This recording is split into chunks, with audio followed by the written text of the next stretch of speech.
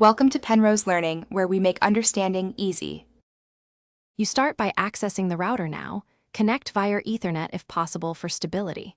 Log into the admin page using the router IP, then check the firmware version and release notes. Once done, list connected devices and flag unknown MAC addresses. This shows who's on your network.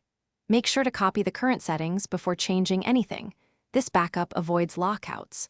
Finally, enable remote management only if necessary. Otherwise, disable it to reduce exposure, and proceed to tighten authentication.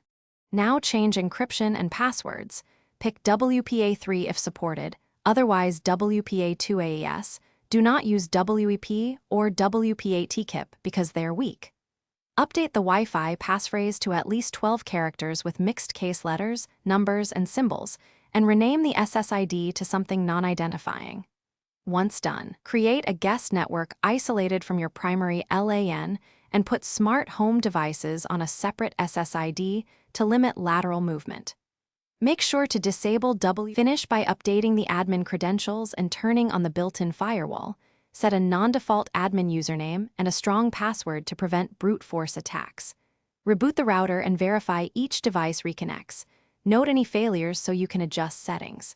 If something breaks, restore your backup and then reapply changes one at a time to isolate the problem. Make sure to check system logs for blocked attempts.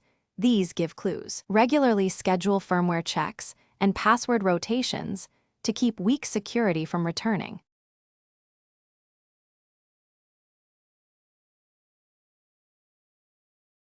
Thanks for watching. If this was helpful, leave a like and consider subscribing. See you next time.